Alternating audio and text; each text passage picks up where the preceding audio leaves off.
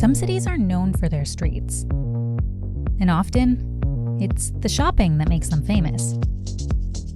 Take London's Oxford Street, home to 500,000 daily visitors, iconic department stores, and flagship locations for some of the world's biggest brands.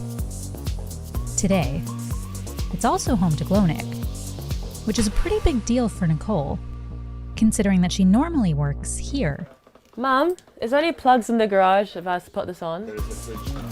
I can't believe just seeing everything that you've just been keeping to yourself in your own space, and you've created this logo and you've created this brand and you've been picking these clothes and then having it just there for everyone to see. Selling products is a key step in any trade transaction. And Nicole is part of a new generation of business owners that seems to have the best of both worlds: online sales and physical stores. She started Glownic when she was just 16. I have a top that was Runway 2002, which was like the month, it was like the month of when I was born. Selling vintage clothes from the 90s. Why do you think the 90s is vintage? I get that a lot. Some people say that 20 years is vintage. And then my mom goes, no, it's not. I'm not old, like, don't say that to me. Nicole's mom, Hi, Mom.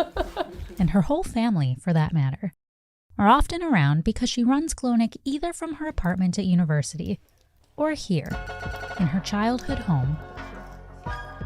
Nicole's business began as a hobby, but last year, she said it earned her nearly £40,000. She sources clothes mainly from Italy and France, and started by selling them online. So I just look at the clothes. With 2 e-commerce platforms called Depop and Finds. Which is very cute. You can see the little label in here. Really blew up as a whole, the vintage market during lockdown. I was positioned really well within that time frame to like follow that growth. Can I get the next top? And I'd say second semester of university is when I was like, okay, this is gonna be a shop. I'm gonna actually commit to this. And I just kept rolling from there. Nicole eventually realized, however, that this growth had a limit. Wanting to reach customers out in the real world, she started holding pop-up sales across the UK. About 10 times a year, Glownic has events mainly in Edinburgh. Hello, hi. I'm Nicole, nice to meet All you guys. right, you are in charge in here. But today, she's packing for her biggest one yet. I also forgot I'm packing those 2 plants in my bedroom. Thank you, sorry, literally brain farting right now. In Europe's busiest pedestrian retail zone, Oxford Street. My stall's gonna be next to like an Oxford Street sign, which is just crazy. Like that is just, yeah. I booked this a long time ago. Oh, that's not going, don't worry, there's just this sign. And that's why she's a little nervous. I don't want anything to go wrong. Nicole's able to take this chance because of John, an entrepreneur transforming the way we shop. We spend a lot of time in here planning our assault on UK retail. In the era of virtual shopping, John launched a company called Sook, which specializes in pop-up retail. Online sales across the board have doubled in the past decade across Great Britain, but John firmly believes that shoppers still want an in-store option. Everyone loves physical space because, you know, Mark Zuckerberg's talking about the metaverse and everyone's like, oh, no one's ever going to exist in real life. Of course, that's all nonsense. People love engaging in real life, and we just need to facilitate a model that allows that. As of last year, about 16% of shops were empty across the UK. And according to one study, vacancy rates depend on the building owner. Properties possessed by investors had far more vacancies than those owned by the public sector or private landlords. Nationally, the number of unoccupied stores varies quite a bit. But not even the highest of high streets is safe. 15% of Oxford Street shops stand empty today, an all-time high for the world-renowned destination.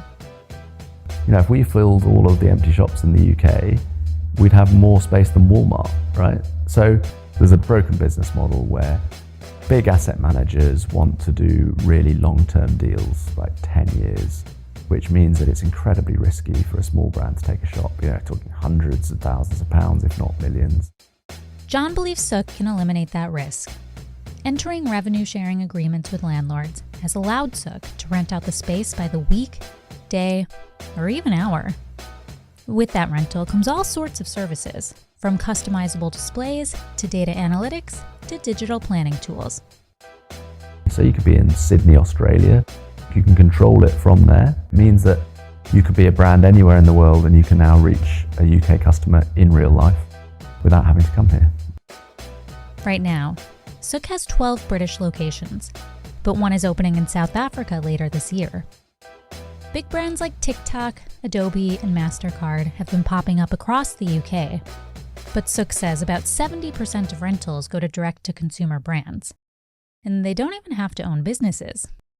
We've been a corona testing centre, we've been an art gallery, we have even been used by one guy who turned our space into a shrine to his girlfriend and then proposed to her. So it's a complete reimagining of space, and our customers come in all different shapes and sizes. Today in Oxford Street we've got one of our most exciting occupiers. Nicole is the face of Glownic. We first met her in Edinburgh, and it's brilliant that she's progressed now to be in our #1 site in Oxford Street.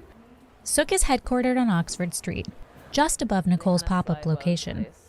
I came here at like 8 a.m. this morning and it was like, okay, this is like my shop. This like belongs to me for the time being. Nicole arrived right on time, but her merchandise did not. Her stock has not arrived. Hello, how are you doing? Okay. You've had a stressful day, I know, Yeah, but it's been pretty stressful. it will not feel No. quite so No. bad when you're having your first drink at the party. Nicole's been planning this 3-day-long event since autumn of 2022. So I'm ready to hit the ground running tomorrow. There's so many people, it's the worst things, people keep coming by and like looking at their phone and looking like, I suppose this is the place, and I'm like, I'm so sorry. Where's the stuff at the moment? I'm gonna call and get an update. Because of the van delay, she missed an entire day of sales. But the stock arrived overnight, along with a surprise show of support. Oh, that's so sweet. This influencer from Edinburgh sent me flowers. As Nicole rushed to get set up, shoppers started lining up before she opened the doors. People often like, oh, Gen Z are quite lazy, but they're not. They're doing things like what Nicole's doing. And I think they personify something that's changing massively in retail at the moment, which is this authentic founder-led brands. And it's extraordinary. Despite the hurdles, Nicole said the pop-up was a record-breaking success for Glownic. She made over £6,000 in sales. She has big dreams for the brand, wanting to open her own permanent London-based store by the time she's 30.